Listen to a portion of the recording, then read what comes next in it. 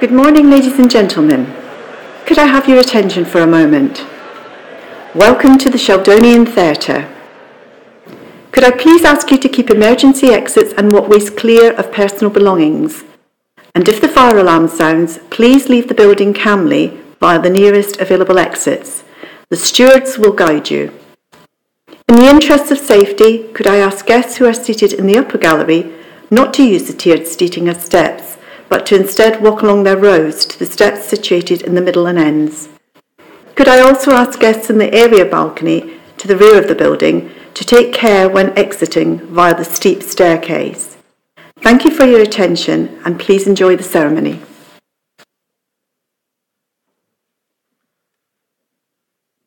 Students and esteemed guests, please rise for the procession.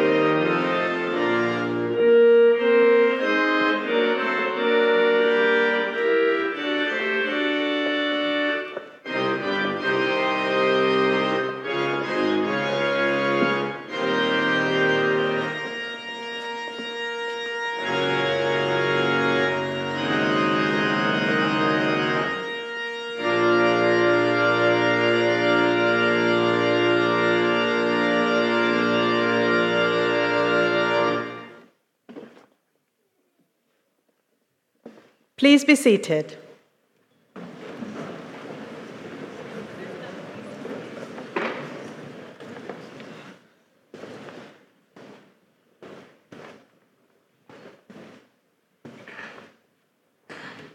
Students, honorable guests, faculty and staff, welcome to the MBA 2017-18 end of course ceremony. Please welcome the Dean, Professor Peter Tufano.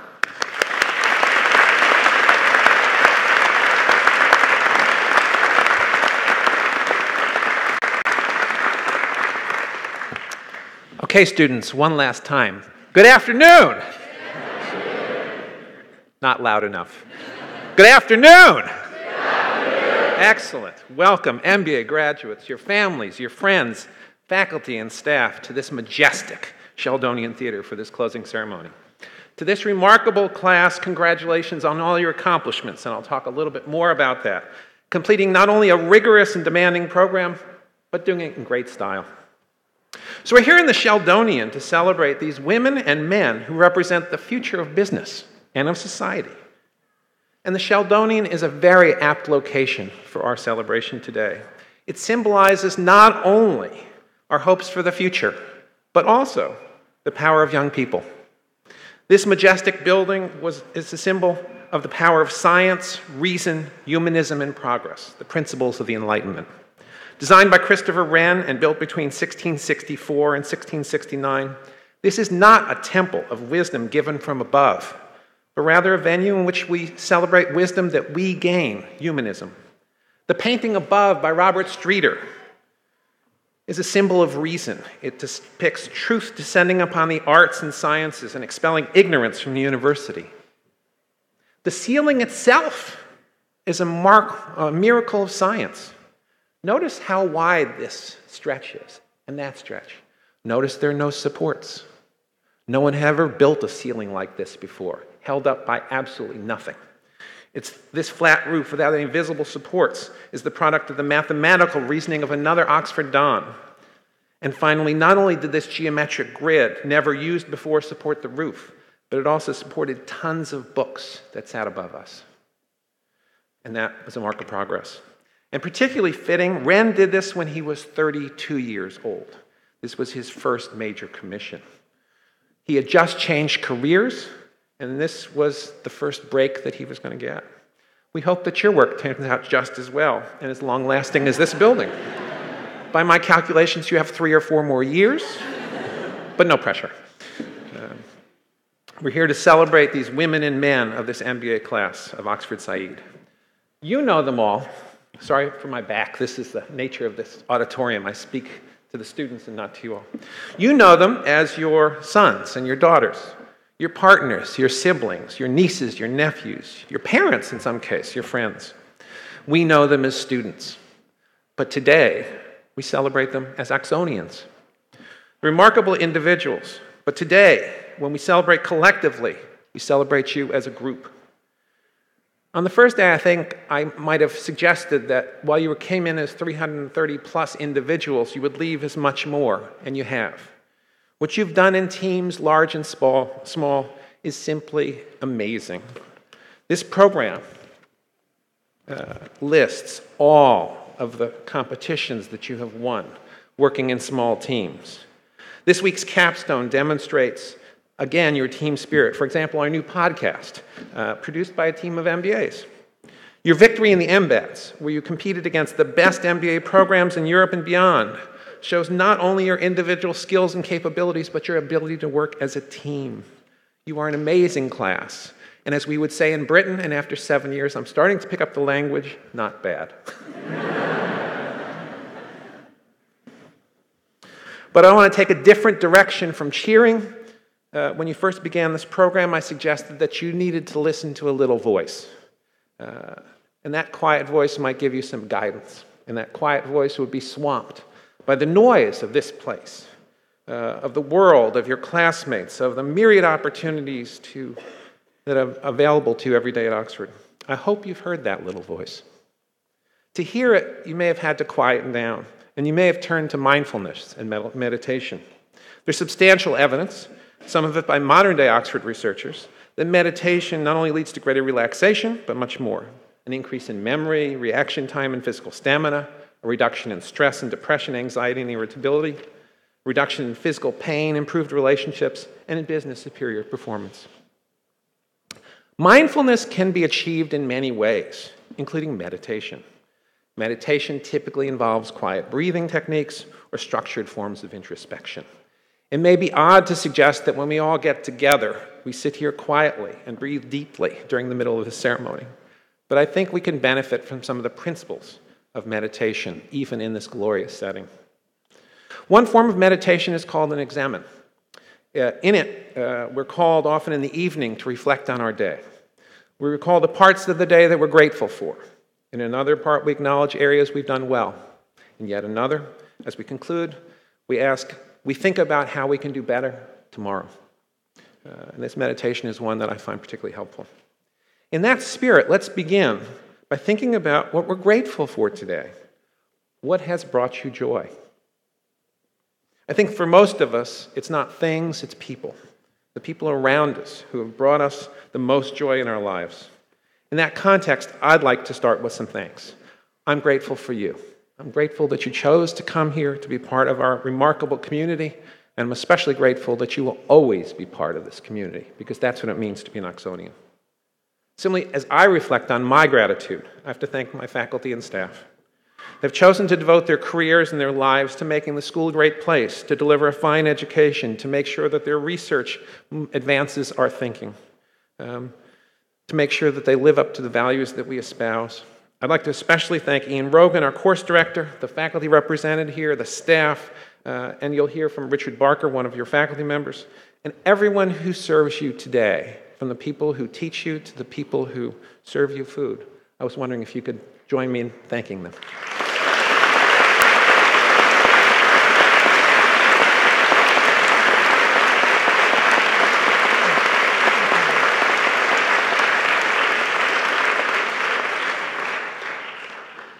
But as I asked you who brings you joy and who you're most grateful for, my guess is that it's the people who are sitting around here and many more who couldn't come here, who have supported you, nurtured you, loved you throughout this program and much more. They're your parents, your partners, your children, your friends, your relatives. What have they done so that you can be here? Was it taking care of life while you were spending your year in Oxford? Was it a belief in you even when you had doubts about yourself? Was it the sacrifices that they made for you? Well, meditation is usually a quiet thing. I think we can break our silence to stand and thank raucously our families who have done so much for us. Thank you.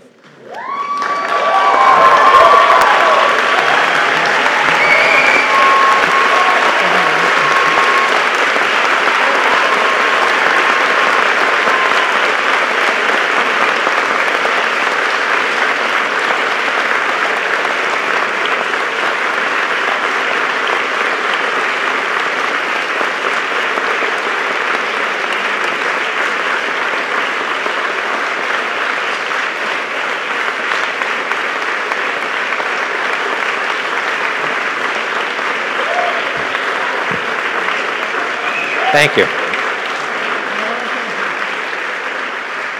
I think you'll have a few other chances to thank them. I suspect the student speeches will remember that point too.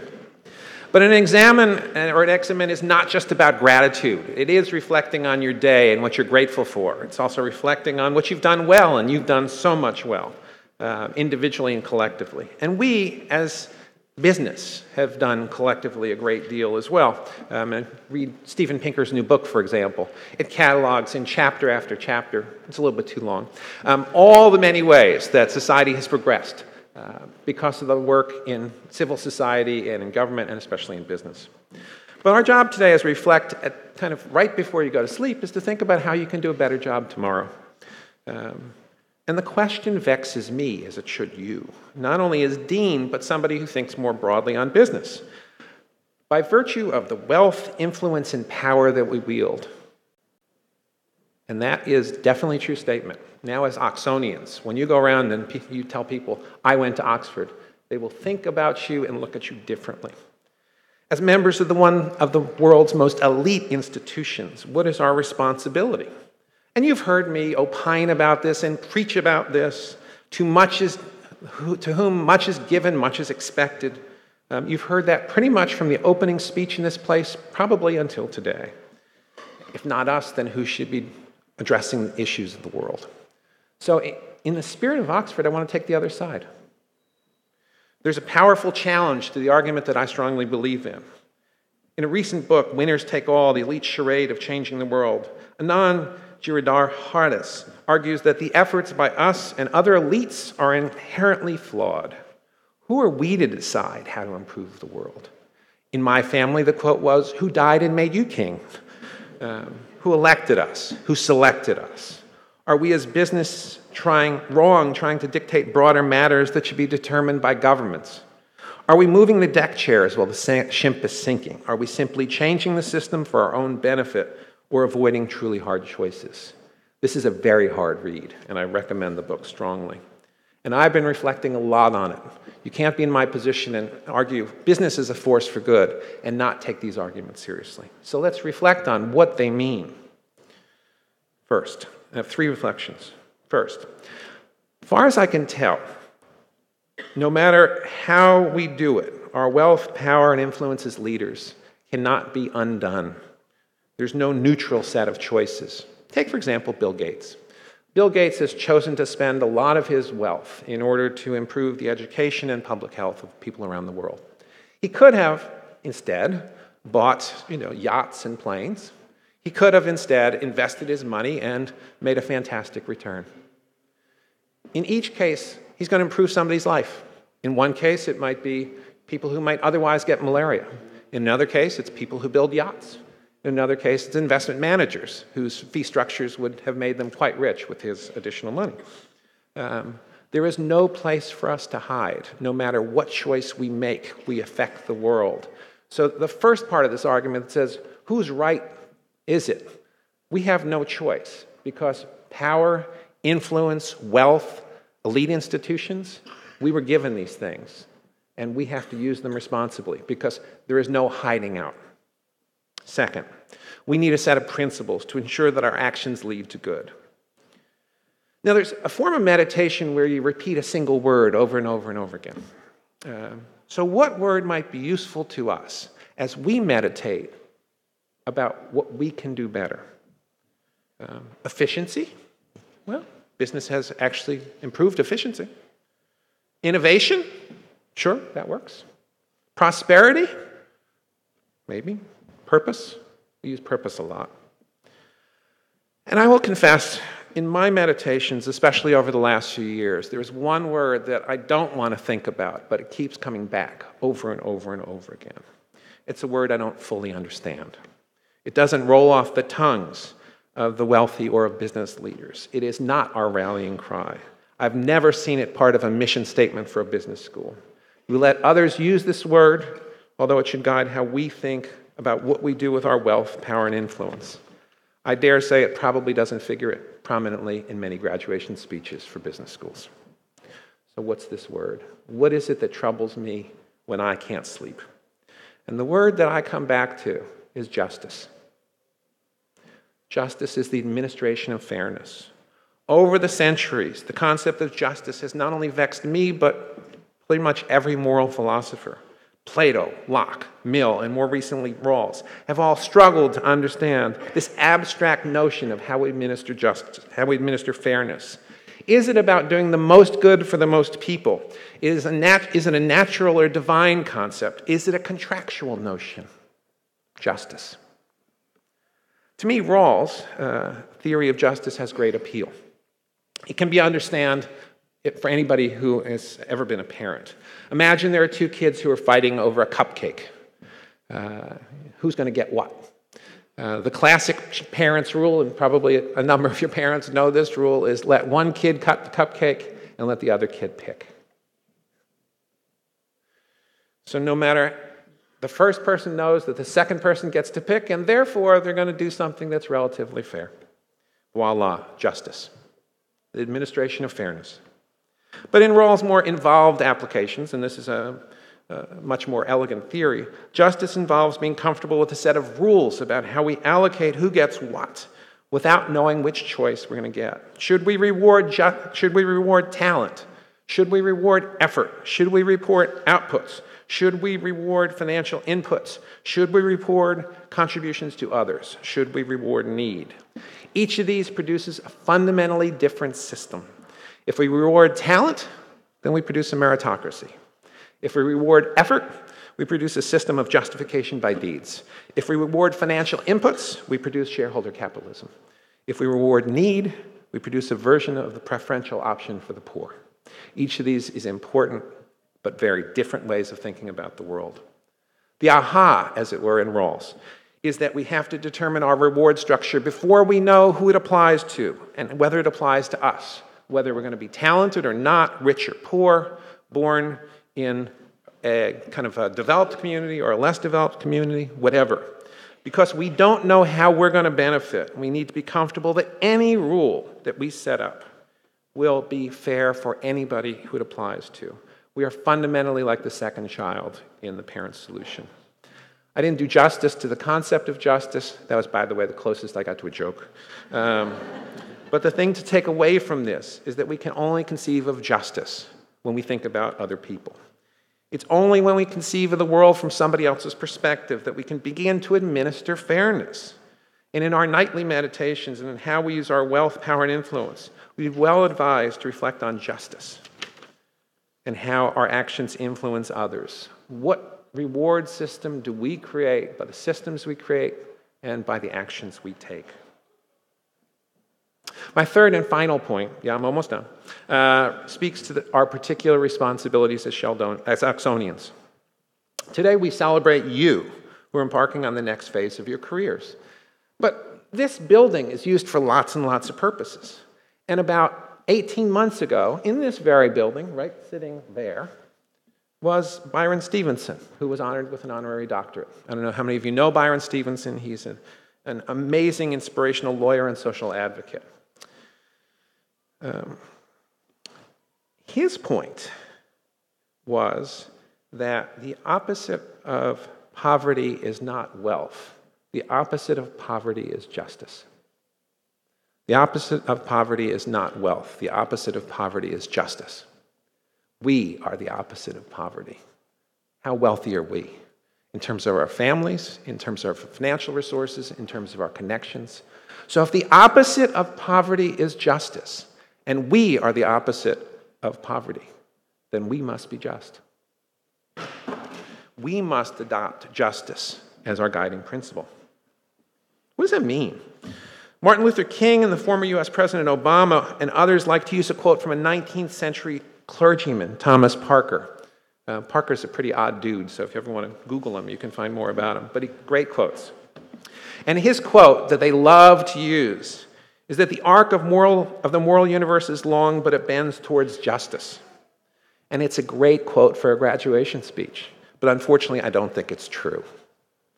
There's no natural bend to the arc of the moral universe. There's no natural bend to justice. It will only bend if we use our power and our influence and our very beings and our fiber to make that bend. Whether we're consultants, private equity investors, technologists, entrepreneurs, social entrepreneurs, it's us. It's that have to do the work of bending the arc of moral fairness. So that's my hope for you. I hope that you'll be successful in your professional careers. I hope that you'll be fulfilled and happy in your personal lives. I hope that you'll stay deeply connected to us and to one another at Oxford. But today, as Oxonians, I hope that you'll represent just men and just women who individually and collectively use your wealth, prosperity, and influence to show the world that Oxford doesn't only seek to enrich itself, but rather to advance our collective prosperity and justice. Thank you very much.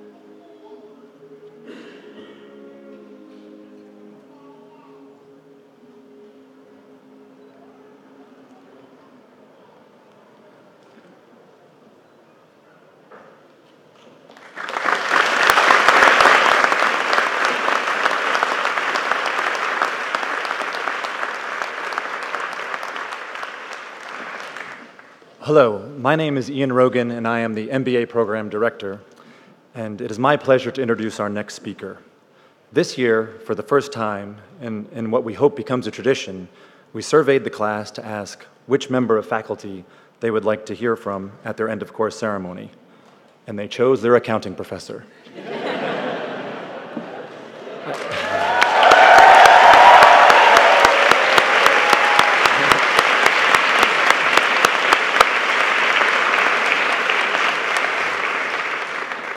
I imagined for many of you this would come as a surprise.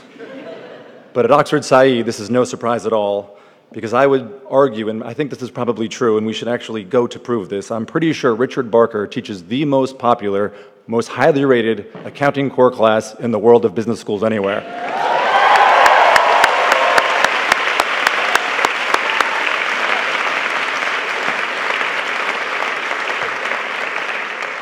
And something you are not aware of, but he's on sabbatical this year, which for me as the program director makes my job much more difficult, but I'll survive that year. But I'm just thrilled that you have one last chance to hear from Richard. Ladies and gentlemen, Richard Barker.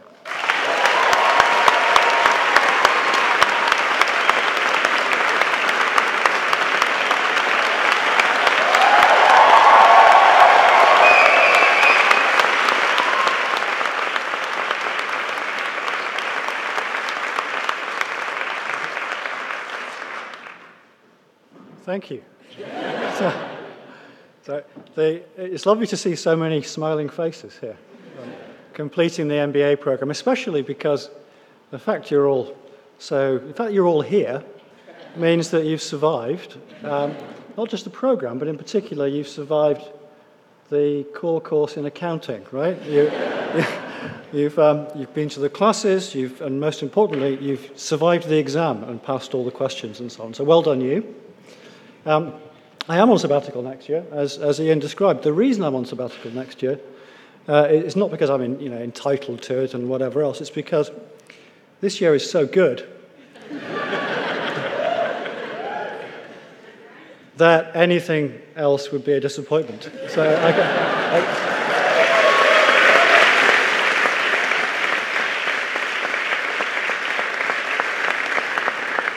so that's it, we've peaked. So I've got good news for you, okay, which is that from this point onwards, there are no more examinations for you. You do not need to remember anything that I'm about to say, okay? You're done. So for the benefit of friends and family here today, it's my role really just to say a few words on behalf of faculty, on behalf of the school. It's a privilege to teach on this program. It won't surprise all of you in the room to know that this is a remarkable group of people. They're remarkable individually, but the talent, the diversity and so on is extraordinary. When you put them together, they're a force. And it is an extraordinary thing to be a part of this experience. So it's a pleasure to be here today. And like you, friends and family, I'm delighted to be taking part in this occasion. You know, a graduation ceremony at Oxford University is a very special thing. So even the traffic agrees. So let me give you some context for that and describe something about where we are, something about this place. If you walk to the other side of Radcliffe Square from here, you get to the Congregation House, now a cafe. The Congregation House was built in the year 1320. That's 1320, okay? It's 700 years old. It's the oldest university building, purpose-built university building in the world. It's also where the global charity Oxfam was founded. Right next door to here, the building you can see just there, was built in 1683 as the Ashmolean Museum. It was built as the world's first university museum. The building just behind us here was built in, the Clarendon building, was built in 1715 as the home to Oxford University Press, which today is far and away the world's largest university press and the home to the Oxford English Dictionary. Just across over here is Convocation House, which is where the British Parliament sat in session in 1665 when the Great Plague was going on in London. So it's the only place, Oxford is the only place outside of Westminster where Parliament has sat in session. Right next door to the Convocation House, right out across the other side of these doors here, is the Divinity School, which was built in the mid-1400s. It's the oldest surviving purpose-built lecture hall, and more importantly, it's a film set for Harry Potter and the Philosopher's Stone. And next to that is Exeter College, where J.R.R. Tolkien was a student who went on to become Professor of English and, of course, wrote The Lord of the Rings. And right next door to Exeter is Brasenose College, which is where William Webb Ellis was a student, and he invented the sport of rugby. It's one of the world's sort of great sports. Though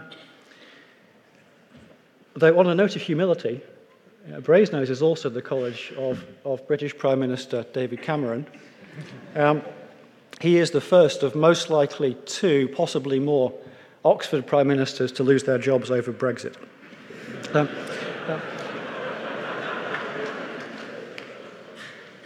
Now, think about this. All those buildings, and I've just given you the sort of slightest overview, they're all within 1 minute walk of here. So there is something about this place that I think is really extraordinary. Oxford is not just a university. Instead, it has shaped our very understanding, the world over, of what a university actually is, what it looks like, how it operates, and what it brings to the world. And of all these buildings, there is nowhere more central to Oxford than here, the Sheldonian. And nothing more symbolic than this ceremony.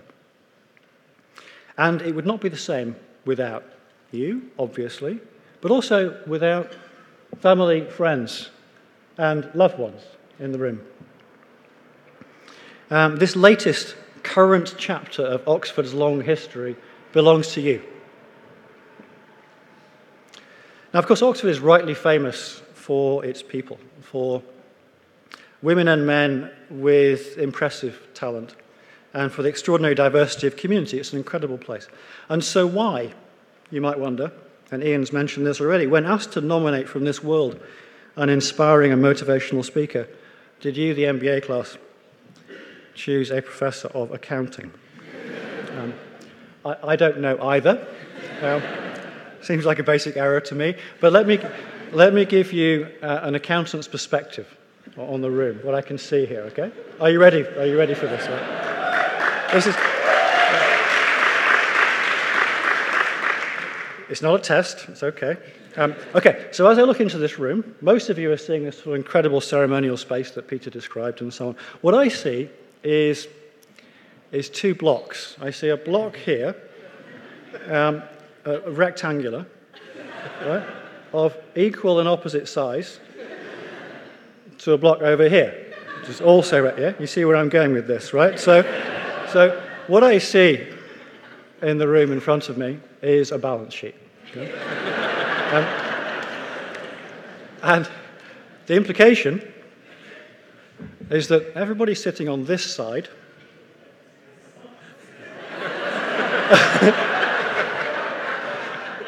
is an asset. Okay?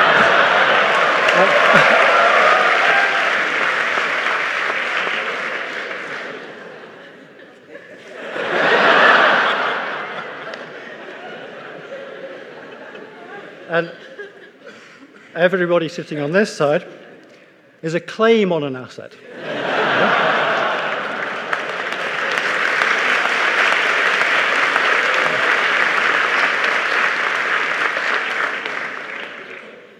I don't know what you thought I was going to say. But as every MBA in the room knows, a balance sheet gives an imperfect statement, an understatement of what an entity is worth. So these buildings make up Oxford's balance sheet. They are the assets. But they don't make up Oxford. Likewise, the value that I see in you, in the class graduating from Oxford, is not about being awarded your MBA. It's not even about passing your exam in accounting. Instead, it lies in what you are going to do next, in what isn't yet recognized on this balance sheet. That's what excites me about you, about the potential that you have on this occasion. And for family and friends and loved ones in the room, I think the best way we can give you a glimpse into that potential, into what this class has the potential to be, is to hear directly from you. So the class has nominated 2 people to give a view from the class. Shruti Vijay Kumar and Ryan Farrell, and would you please join me in welcoming them to the podium.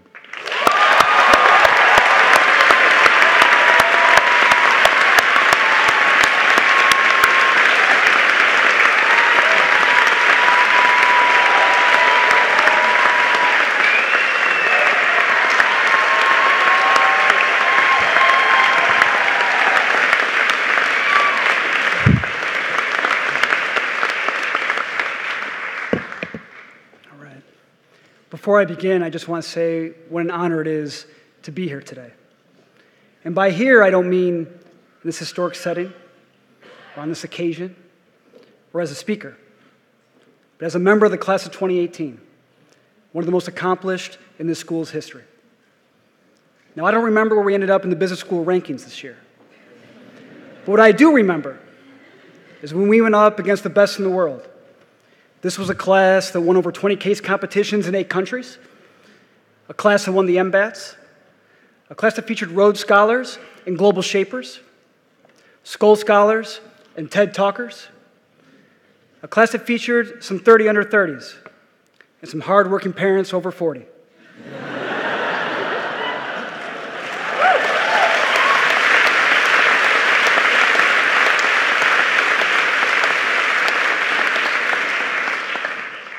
A class that started the year with record levels of representation, and a class that's just getting started.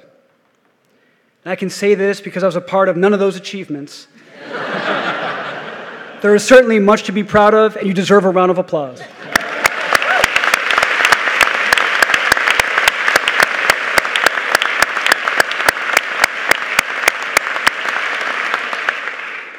But that list I just rattled off, those accomplishments, they don't really capture our progress or what this year was all about. To understand that, we need to look at something different. And for me, we just need to look at 2 very small moments from the year. The moment we first walked in this building back in October to join the university, and the moment we walked in today. You see, if you were standing where I am now a year ago, what you would have seen on that day is about 300 MBAs walking in one by one, and then just immediately staring up at the ceiling. Maybe some even mouthing the words, "I can't believe I'm here." And now it's a year later. We're in the same building, in the same sub-fusk, but we walked in very differently today. When we walked in today, we didn't look up at the architecture. We looked out at the seats. For friends and family, for professors and faculty, for all those that made this year possible. And what we said was, thank you. And that's progress. That's what this year was all about. Helping us see with new eyes and helping us see what really matters. You see, how this school prepared us as business leaders is that no matter what door we walk through next, we will always see the people first. So that every morning on the way to work, we will not get distracted by the shiny objects. The metrics and the markets, the deliverables and the deadlines, the frameworks and the headlines, every morning the first thing we will see will be the lives our work will impact. And when you land that job, or found that school, or start that business, the first thing you will say will not be, "I can't believe I am here." It won't be about us. We'll say thank you to those who made it possible. Now, there will certainly be those who will say that a mindset grounded in people first or gratitude, that might be okay for a business school or in theory, but not in the real world and not now. But I would challenge you to think about your best mentor, your favorite leader. How did they behave? You know, for me, well, I think of my father, Jay Farrell. We're fortunate he's here with us today.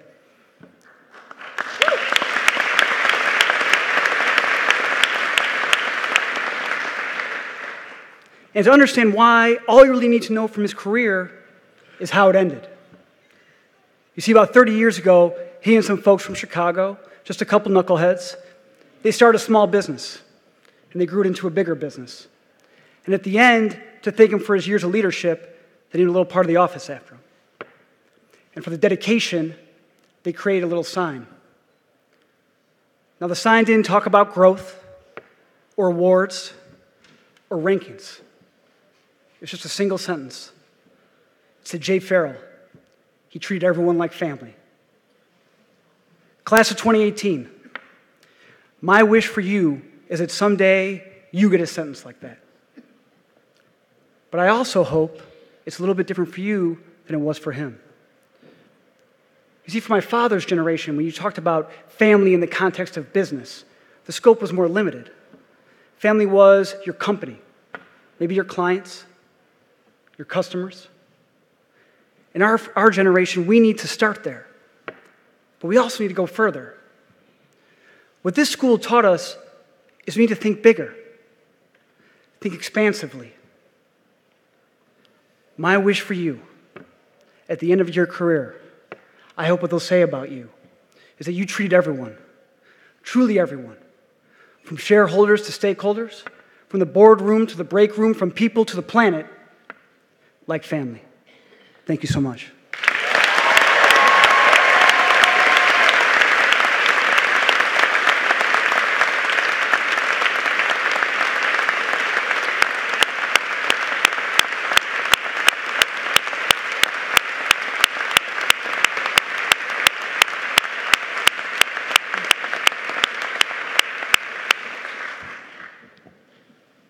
Thank you, Ryan. What an honor it is to be standing here in front of you today, and I'm just filled with so much gratitude. I want to begin by thanking everyone who made this year possible.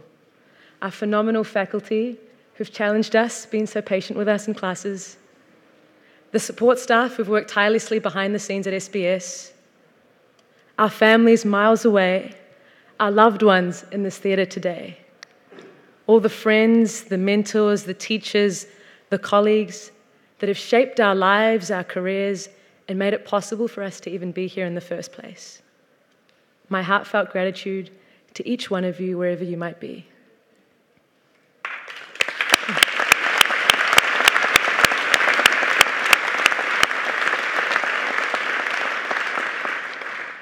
Wow, where has the year gone? As Ryan said, we're no longer those stiff, overdressed MBAs that walked into the Sheldonian 12 months ago for matriculation. And I can say a lot has changed. We've grown, some of us intellectually, some of us at the waistline. We've bonded clearly. And I think along the way, we've learned a lot as well. I, for one, can now hold a conversation about idiosyncratic versus systematic risk. I know many of us can talk at length about the pet insurance industry in the UK. Valuable information. And I've even learnt that FIFA, the PlayStation game, is a competitive sport amongst leading business schools. I've learnt a lot from the classroom, even more outside the classroom. But the greatest learnings have come from the time spent with each one of you. You see, 12 months ago when I walked into the Sheldonian for matriculation, I had these idealistic hopes of better understanding capitalism, markets, and how I might enable business to address the pressing social and environmental issues plaguing our society today. But when I walked in, there was plenty of self-doubt. Can I even do this work? Am I too young? Too inexperienced? Will people take me seriously? What am I even doing here at Oxford? You see, 12 months ago, clearly the admission staff saw some potential in me, they admitted me, but I could not see that in myself. If you gave me a compliment, I would have deflected it, shifted attention to someone else, changed the conversation, thinking I was being humble, only since to realize how easy it is for self-doubt to disguise itself as humility. But thanks to each one of you, thanks to dear friends, study group members, the wonderful humans of Section B,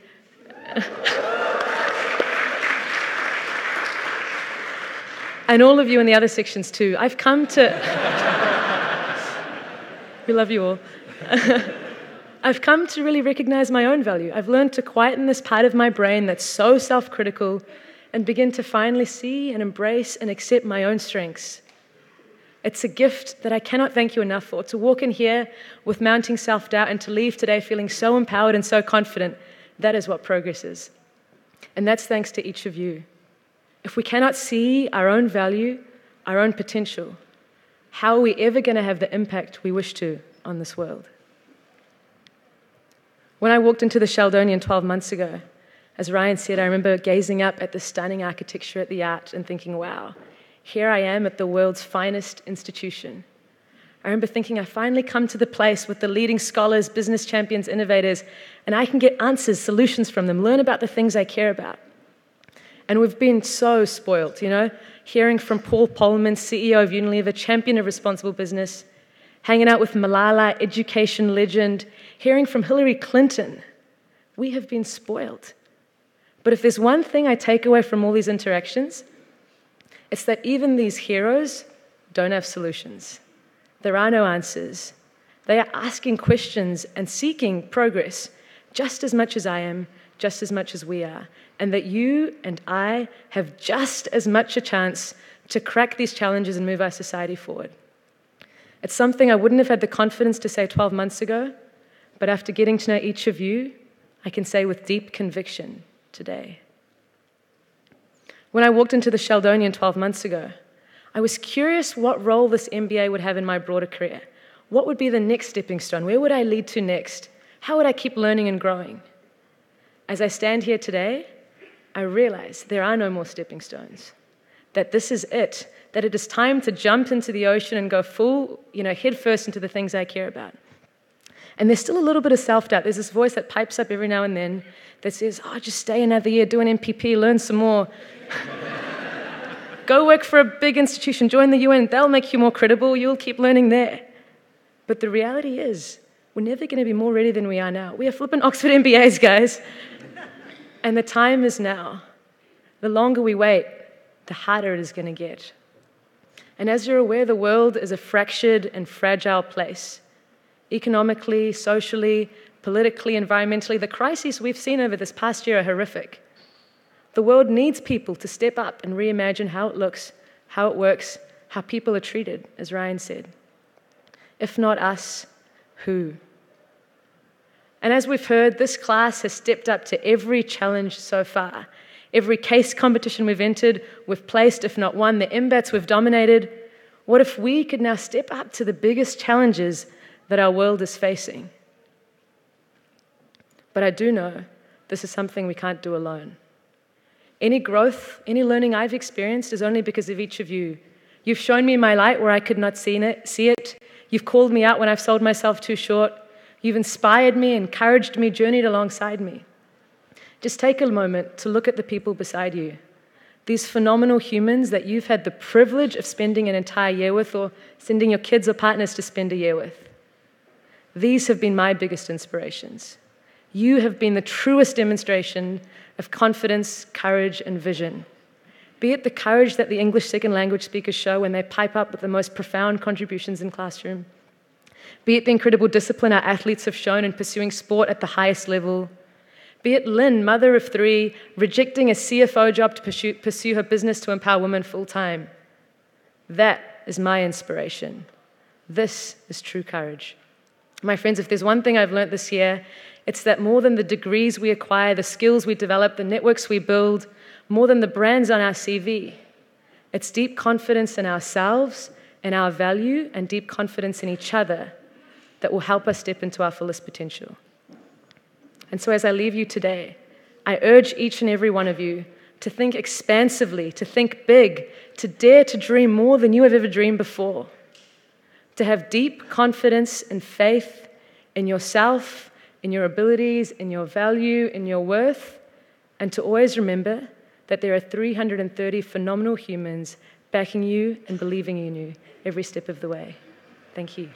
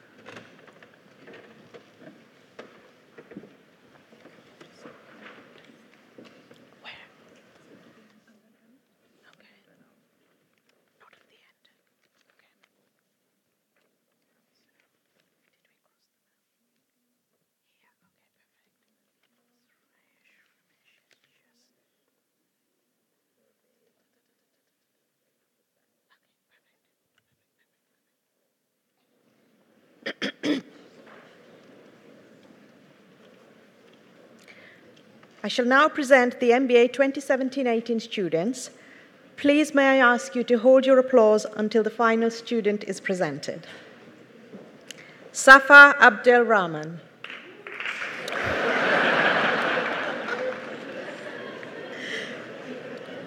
Paras Abrol. Denise Azar.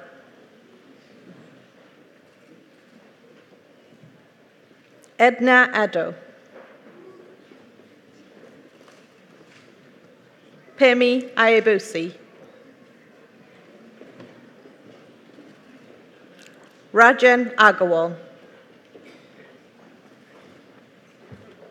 Mercy Akoth. Christina Almasi. Akanksha Anand. Yogan Appelsamy. Sander Axelrod. Stephanie Bumi Aya. Wael Balug. Maile Barbanson. Hunter Barnes.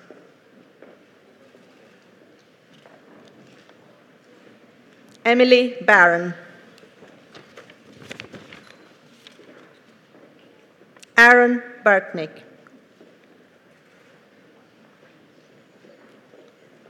Ben Bathurst. Mariah Bexavane Connell. Matthew Beck. Johanna Beer. Sanjuti Bhattacharya. Yiyi B.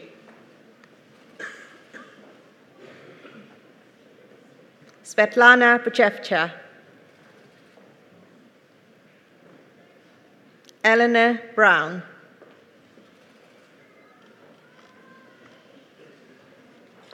Eric Buntoro.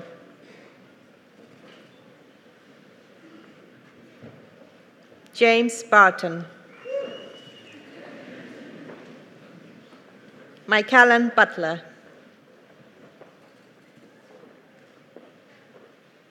Meredith Caldwell.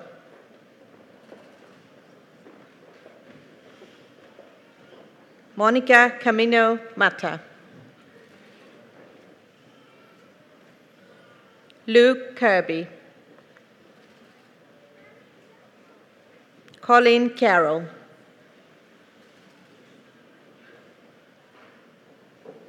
Pablo Casayubon.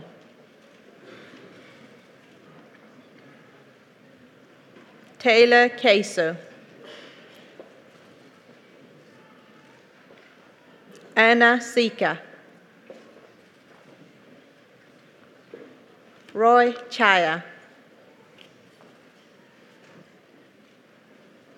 Shuchin Chai.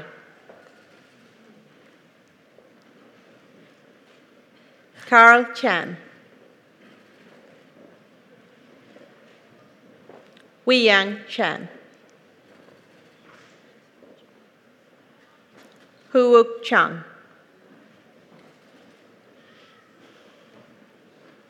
Natachai Chatrung Rengchai.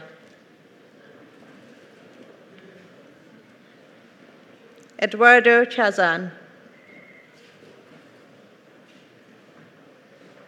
Maria Chetukina.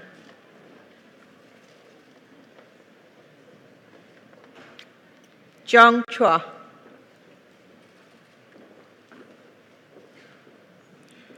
Nathan Chumpul Kolwang.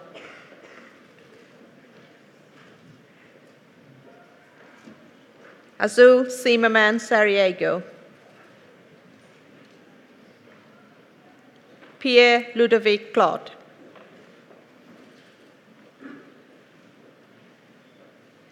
Nicholas Clay.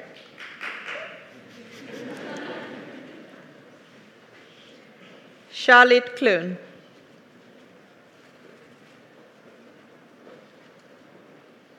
Kevin Coles.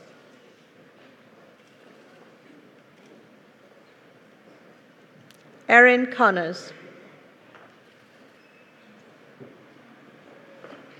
Benedict Corbett. Brandon Crotty. Yatunde Dada.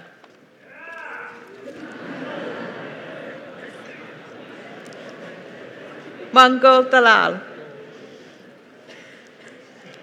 Charles de Jager. Joe Dennis.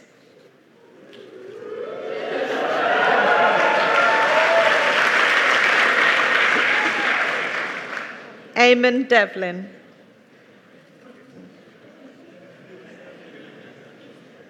James Dixon. Marvi Donmez. Sam Duffy.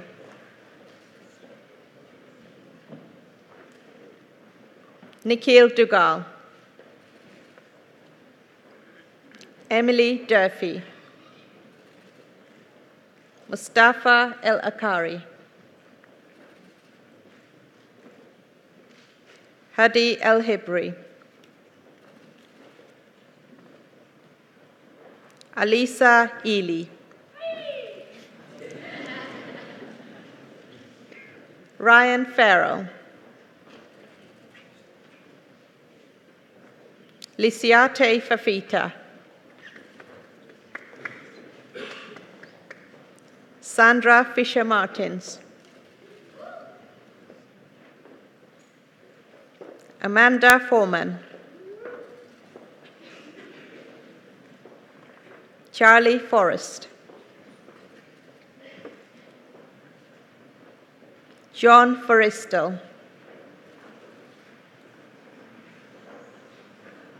Victor Fort.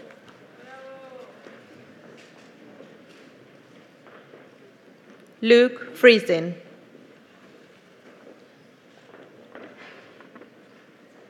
Shogo Fujita. Hosam Gadala. Pradeep Gangataraya.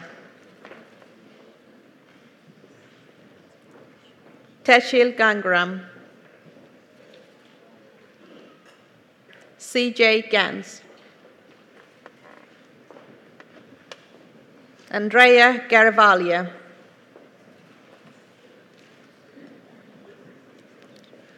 Ariane Garside.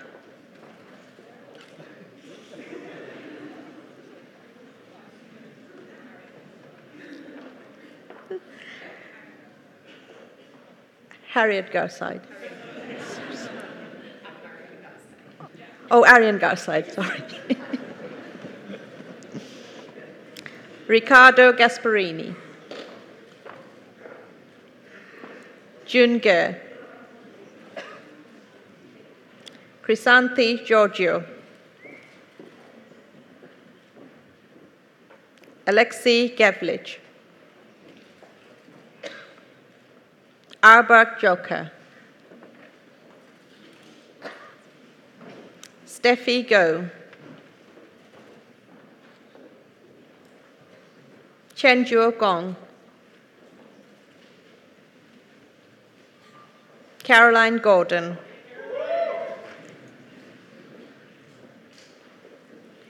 Stuart Grundle. Prakash Gupta. Anand Gupta.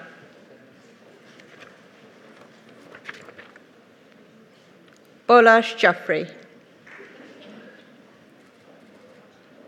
Paige Halamandras. Tianki Han.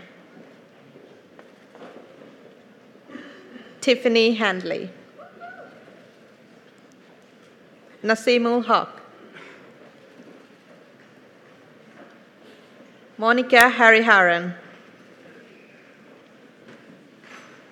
Omar Hassan, Connor Healy, Richard Hyde, Tori Helrung, Sam Hilditch, Max Hinden, Ava Hoffman, Kai-Sheng Hood, Kirsten Hood,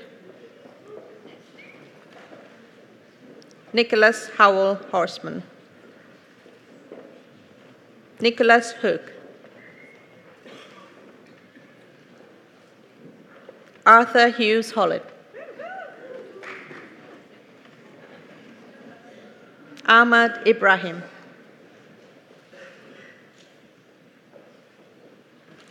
Oz Igiahon,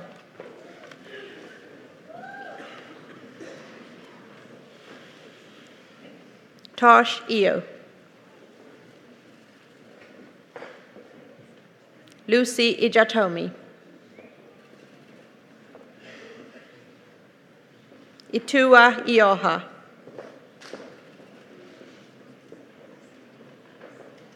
Arpit Jain, Madhvi Jayarajan,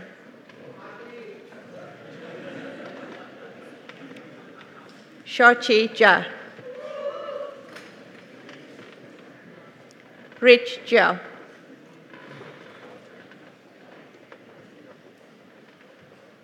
Lynn Johnson,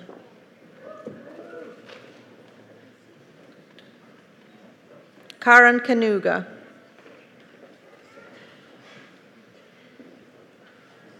George Kapelakis, Salil Kapoor, R.J. Kelford,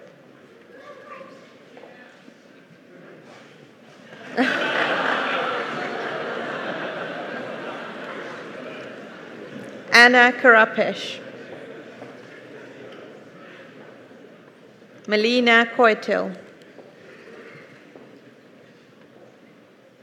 Sheila Hakali, Khalid Khan, Hira Khan,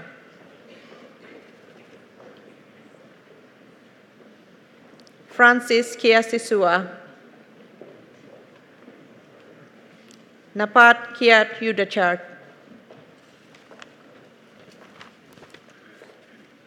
Yuri Kim, Connor King, Charlotte Kirby Thompson, Jose Enrico Quison, Daniel Kling,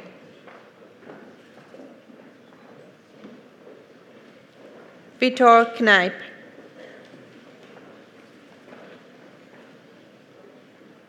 Patrick Kola,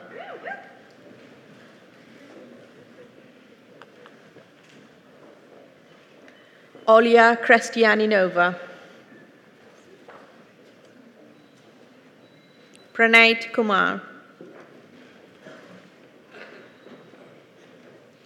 Sarah Kushma,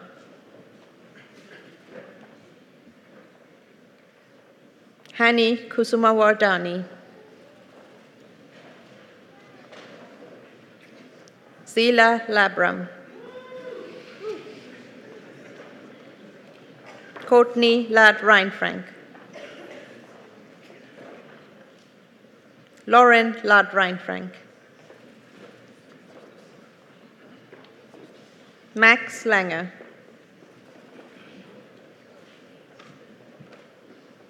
Laura Lurkin,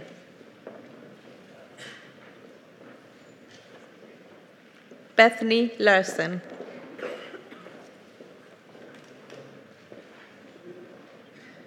Edward Laurent,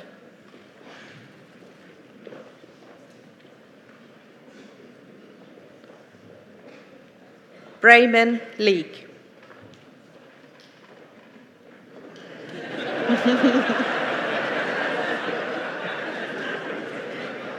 Charm Legrand.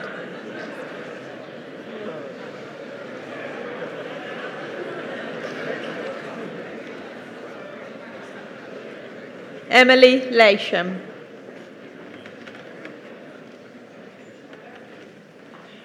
Catherine Lee. Robert Lee.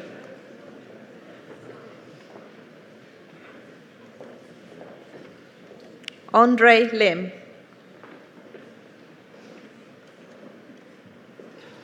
Chelita Lohaku.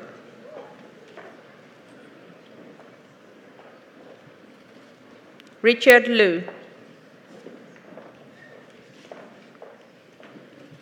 Gautam Madhavan. Bharati Molweli.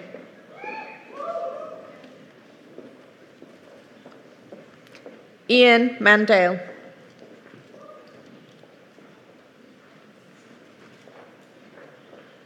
Jorge Maron Ruiz.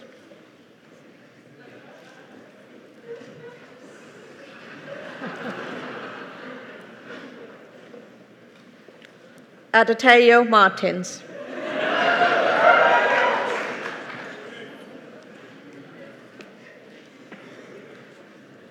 Philippe Mastroiannis.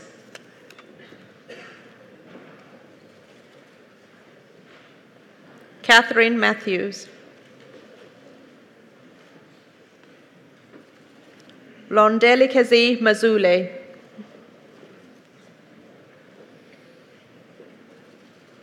Seth McCurry.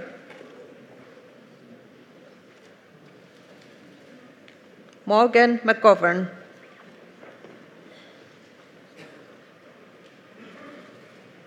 Nathan McKee.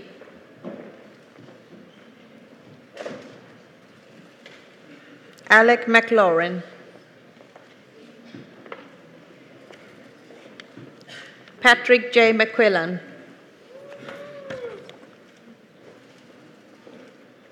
Yuri Medvedev.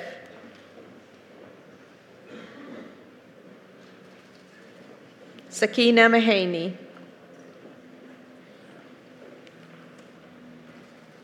Wiyani Mlomi.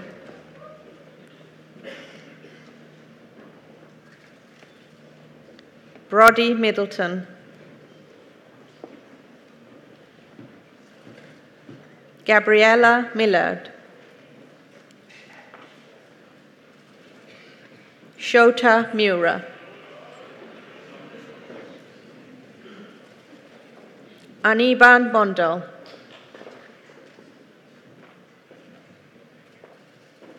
Daniel Moore.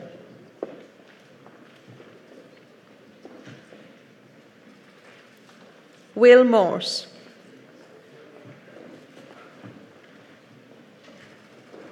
Kyle Mulligan.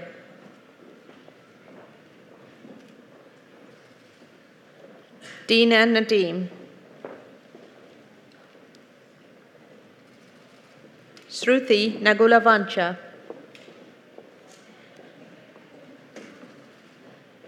Marisha Naz.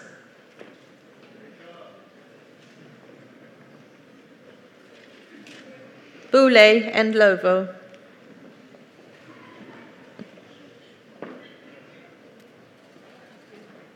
Jonathan Newin.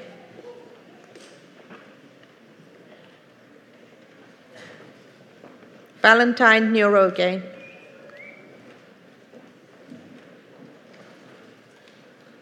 Jeffrey Nakiriga.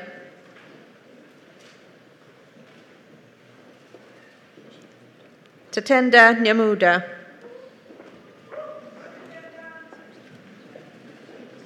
Tosin Ojo. Kenichi Oka.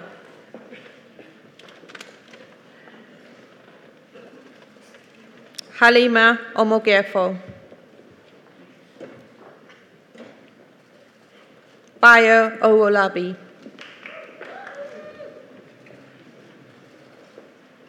Adilaras Pamungkas.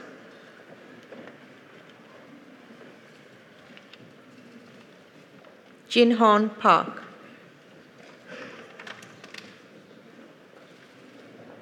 Krishna Parshottam. Daniel Peach. Victoria Pelletier. Scott Pepper.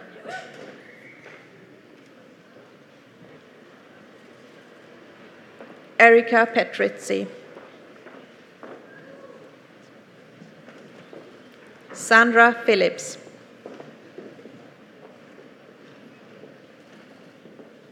Edwin Poe.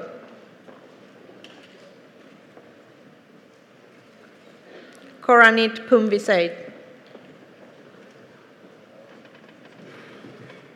Sandra Possern. Carter Powitz.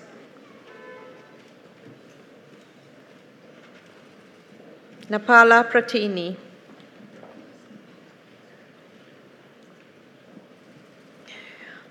Tara Prodiro.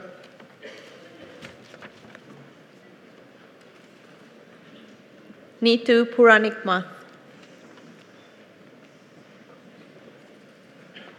Alvin Paspuvivajono. Amir Rahman. Rohit Rajkumar. Achyut Ram.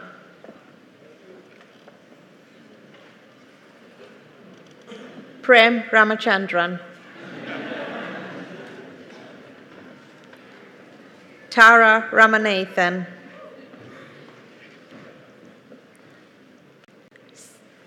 Shreyas Ramesh. Riazul Rakib.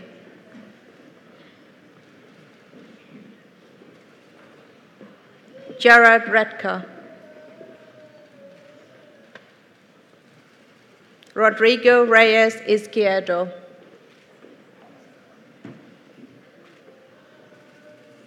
Alberto Rodriguez.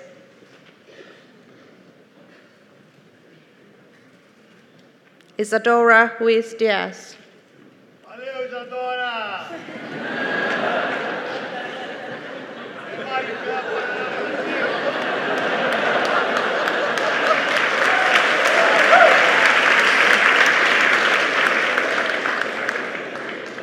Gerardo Ruiz Gonzalez Kegel. Ladan Sadri Pereira de Rocha.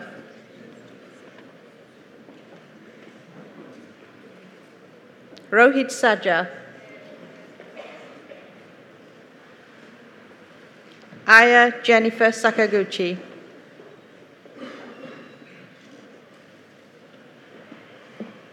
Jason Saldana.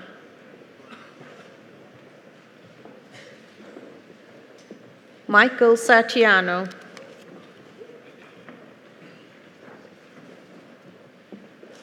Christopher Schilt.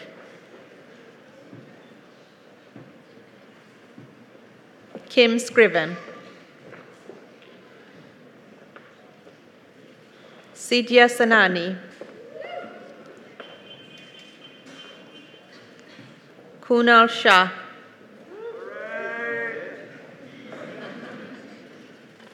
Aparna Srivastav.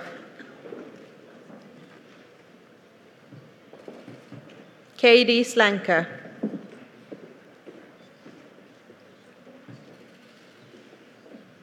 Anders Smedstrud.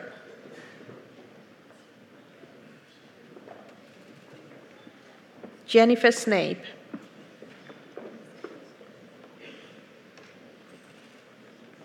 Akira Sonoda.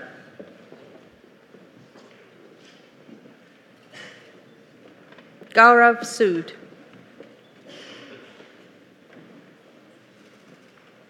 Nirvani Sukhdeo.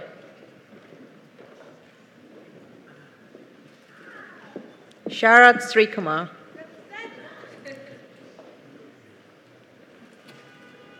Nikita Srinivasan.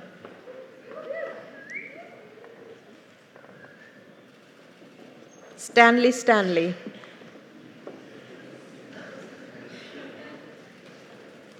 Colin Stebbins.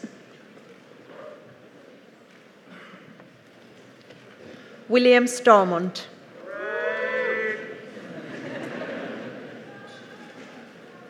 Eric Sukumaran.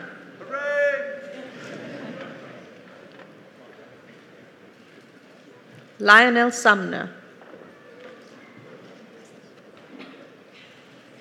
Eson Sun.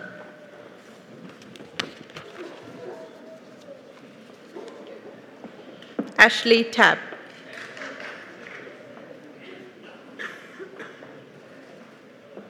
Roberto Talotti.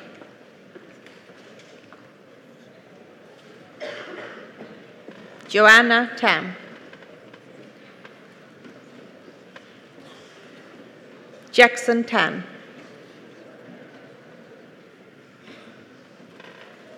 Satoshi Wilson Tanaka.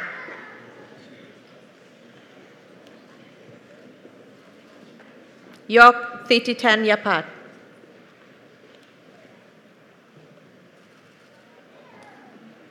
Hugh Thomas.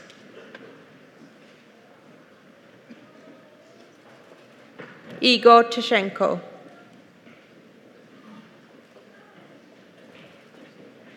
Oljas Tileuka Bailovich Baiganov. Luis Torres.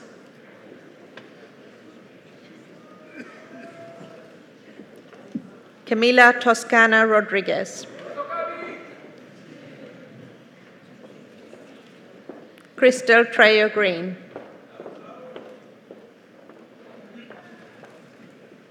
Greg Simbler.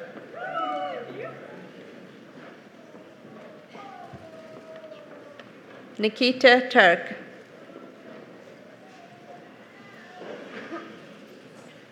Marte van Oort.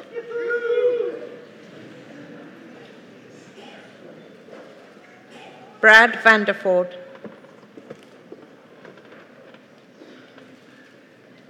Rohit Vardhan. Shruti Vijayakumar.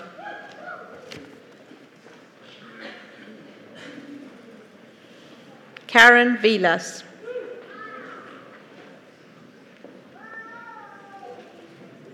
Elizabeth Boyatsi.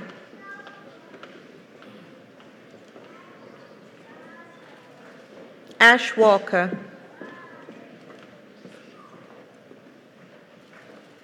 Chung-Shi Wang.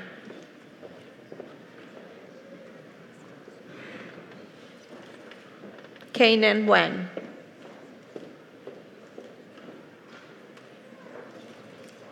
Veronica Wang.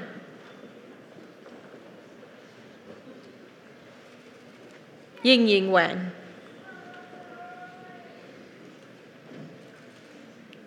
Kevin Duco Warner.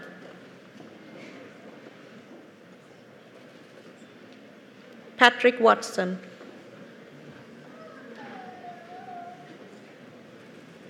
Jake Weirn. Sam Weeks.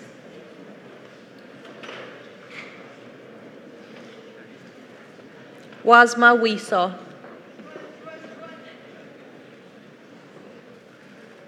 Michael Wigreiser.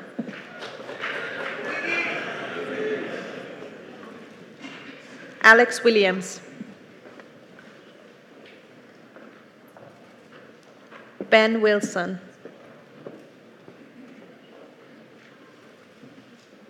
Julia Windsor. Kim-Ming Wong.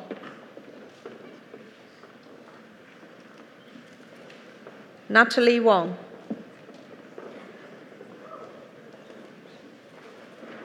Marla Woodward.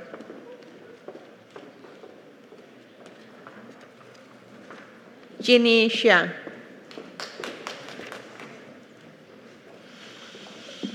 Steve Sear.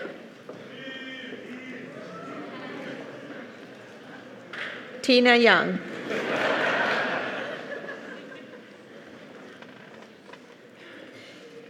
Tong Yi.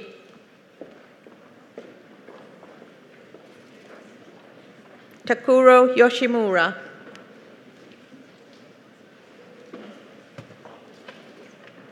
Sarah West Young. Jie Yu.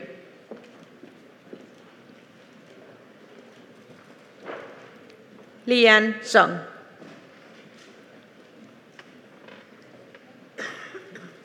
Shuyang Zhang.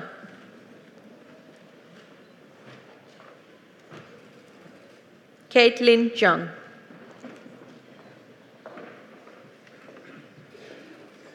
Jaylin Zhang.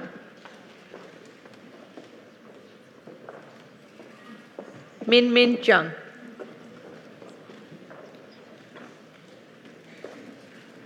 Jiang Zhou. Congratulations to the MBA class of 2017-18.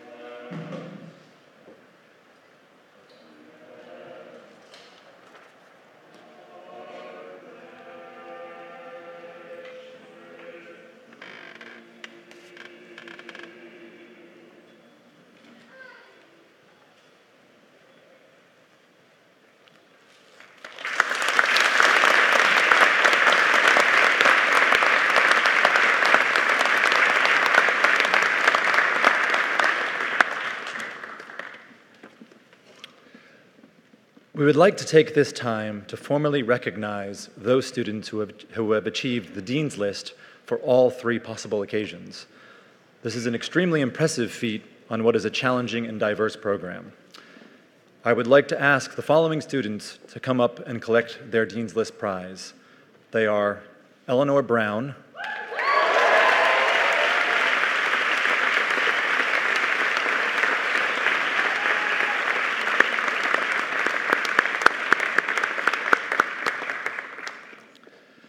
Wee-Young Chan,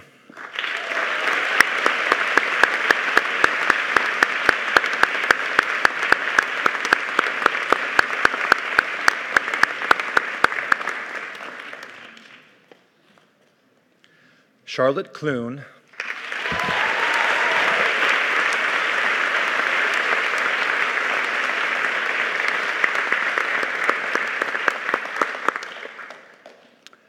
Kevin Coles,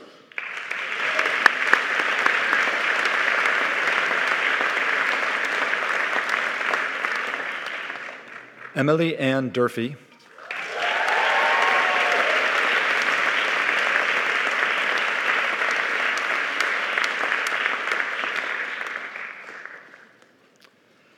Chen Ju Gong,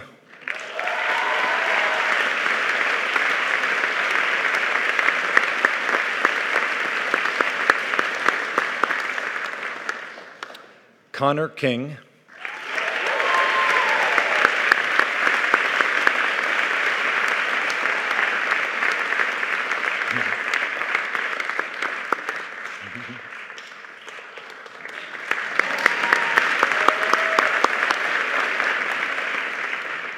Hani Kusamar Wadani,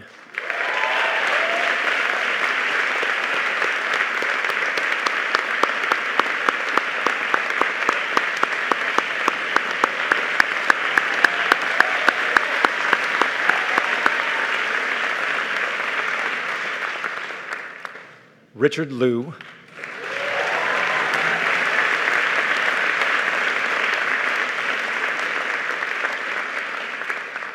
Sakina Meheni,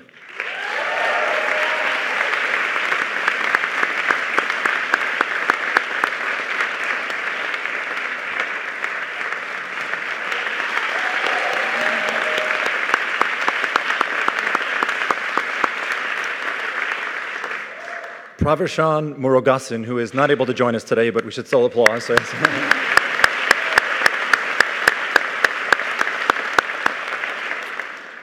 Nirvani Sukdeo,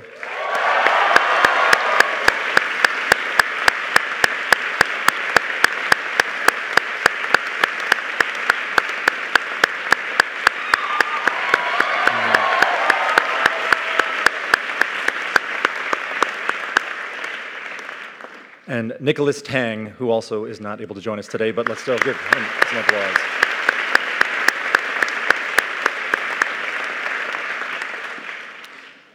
The J.P. Morgan MBA Prize is awarded for outstanding academic achievement in the finance courses and consists of a certificate and a check for £3,000.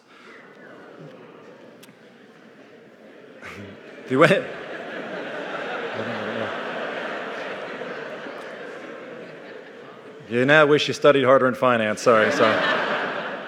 The winner of this year's prize achieved exceptional results in the finance core courses as well as other courses throughout the year, highlighted by their receipt of a Dean's List prize just moments ago. The J.P. Morgan MBA prize is awarded to Nirvani Sukdeo.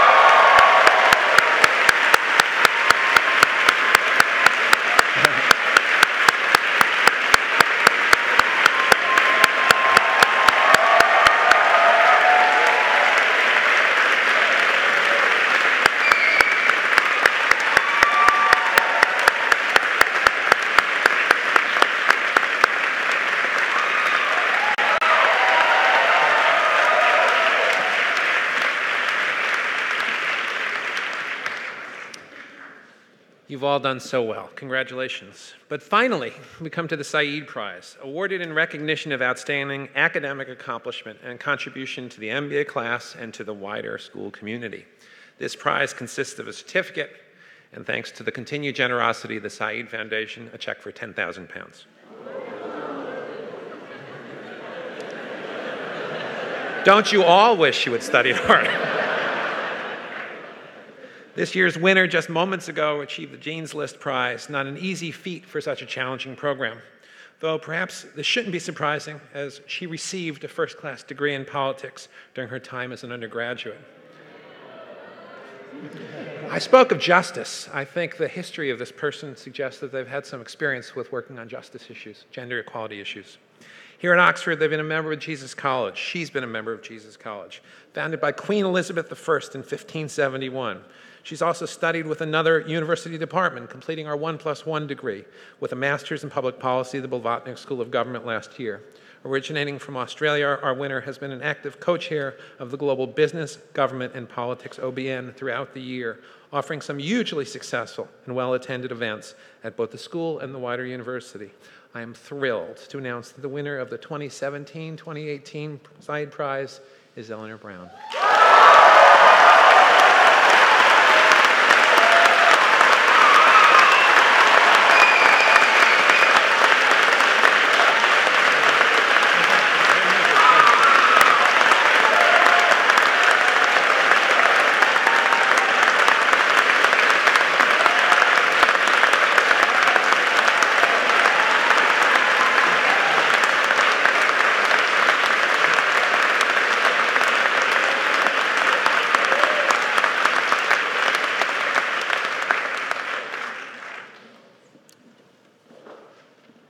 So we're almost there.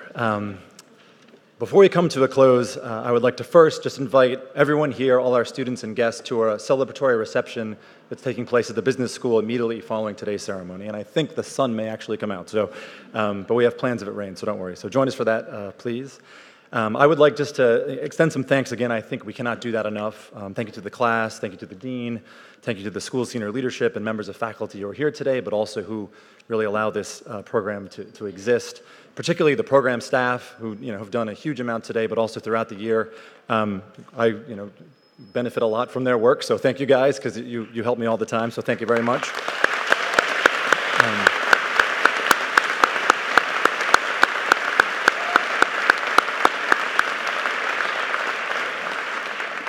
And I'd especially like to thank the family, friends, partners who have joined us here today for this celebration, and we're actually live streaming this, so those of you who have joined us online, thank you as well, because as we know, they are very key to this experience. And now to the Oxford Said MBA class of 2017-2018. You're at the end of your time together as a cohort in Oxford, but this year has just been the beginning of your journey together as a community, and it's one we sincerely hope will be a community of purpose. Oxford Said is a young business school, albeit within an ancient university, and as a young business school, we are still establishing our place in the world. And although what happens during your year in Oxford as MBA students is important, and our stated mission matters, ultimately it is through you, your actions as MBA alumni, that the Said Business School will come to be defined. On our first day together, I shared a quote from Paul Pullman, the CEO of Unilever, who I didn't realize, Shruti, you would also mention, but so the CEO of Unilever, and I would like to just revisit that quote today. Paul Pullman says that shared value theory proposes aligning a company's core business with meaningful contributions to society. But Pullman says that my philosophy goes a step further. It's not enough to say you contribute to a better world. The world is at a point where you have to solve the issues and reverse what is happening. Being good is no longer good enough. Companies must be part of the solution. Instead of finding ways to use society and the environment to be successful, companies must contribute to society and the environment in order to sustain success. In closing, go out in the world and do well, but while doing well, be part of the solution. Compete, but while competing, keep in mind not only your individual interests, but also the interests of the broader society within which you are competing. And finally, have the courage to take the long-term view. Congratulations. I look forward to seeing you back at the business school.